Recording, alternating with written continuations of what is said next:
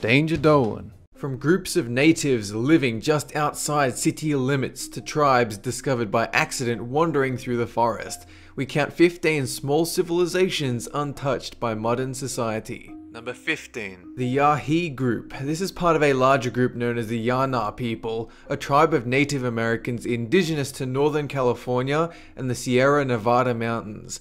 In the 1700s, their numbers exceeded 1,500, but when the gold rush took place, miners and ranchers stormed the location and slaughtered a huge amount of them simply for defending their homeland. A man named Ishi was the last surviving member of this group, since his custom is that he would be introduced to a friend by his family, and his family were all dead. He would never reveal his true name, and instead the Yahi word for man, Ishi, became his name. He taught people how to make professional arrowheads and bows before his death in 1916. Today, certain members of the Yana people still survive, but none of the Yahi.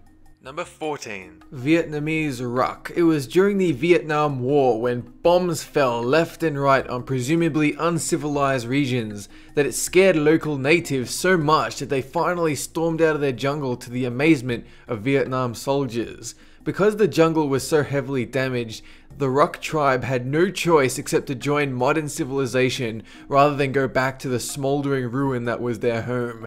It wasn't all sunshine and rainbows though.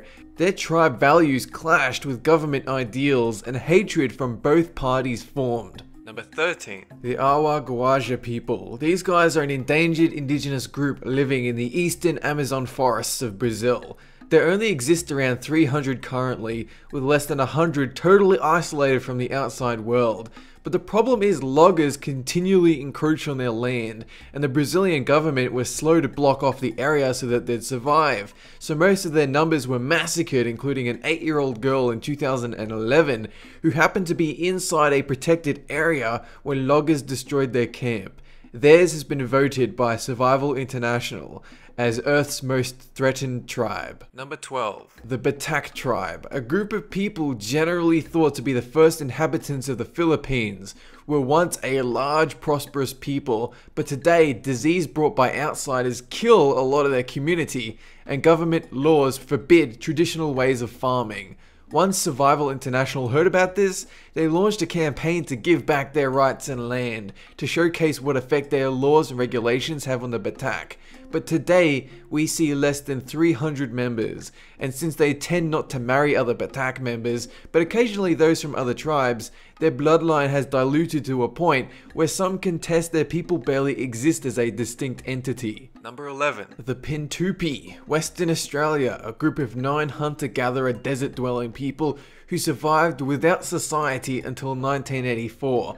They made contact with their relatives near Kirakua, who informed them about a strange place where food was plentiful and water came from pipes. They were intrigued, but one member, Yari Yari, returned to the desert, whereas the others would settle in Kirakara, and a few even became pseudo-celebrities for their artistic abilities. Number 10. The Jackson Whites. The 1700s, the final hours in Europe's colonization of North America's east coast, when all tribe people from the Atlantic to the Mississippi were documented and catalogued. Then, New York in 1790, an unheard of tribe of Native Americans waltzed out of the forest like they hadn't even existed before that point.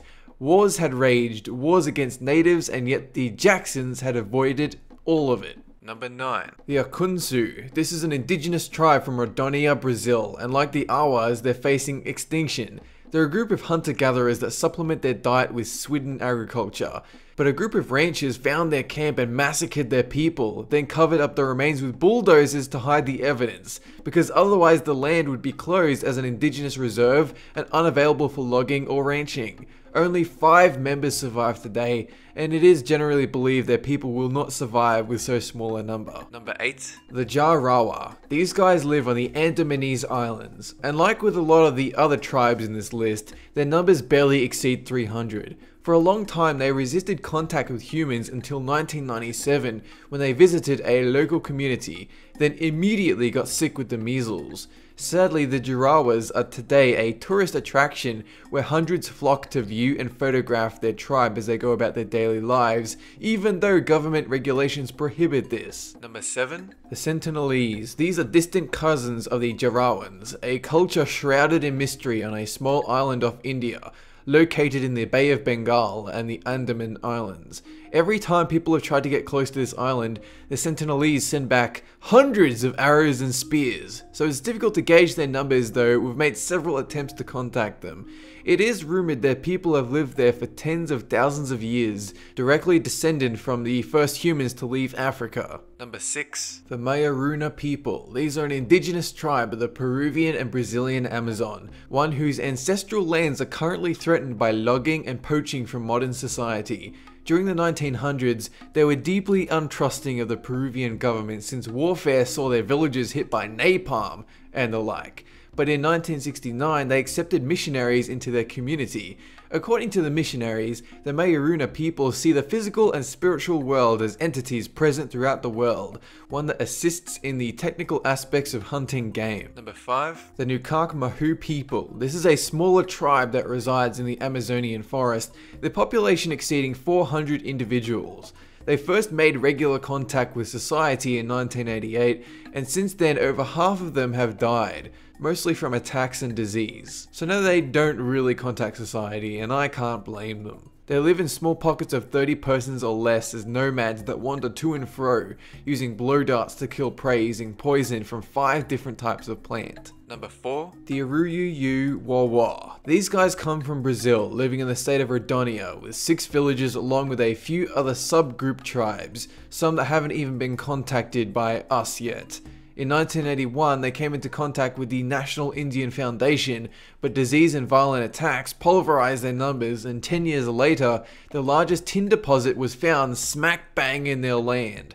The Brazilian government came in at the last second to prevent loggers and miners from invading their territory, and the non-government organization Canindi fights outsiders trying to attack the tribe. Currently, their numbers barely exceed 100. Number 3. The Zoe, a small tribe of 250 members in the north of Brazil. They get along growing plants and the occasional hunt, but are otherwise peaceful. Their relationships are polygamous, meaning each can marry a few people, not just one.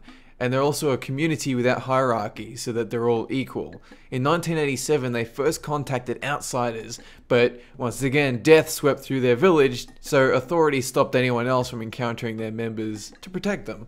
Number 2. A Peruvian tribe. It was a tourist group tromping around through the jungles of Peru. They found a curious mishmash of natives nobody had ever encountered before, and at the time they tried communicating in a variety of languages, but the natives wouldn't respond. Anthropologists inspected the video footage brought back from the tourists and realized this tribe was one of the few in the area they had not found before. Number 1. Ayorio Totobiegosad. A rough translation of these words comes to people of the place of the wild pigs, a tribe in a harsh forest area known as Chaco. According to reports, they'd contacted society in the 1940s, but after some of their numbers were forced to evacuate the forest, they started their nomadic life deep in the jungle. That is it for this countdown. Have a good one!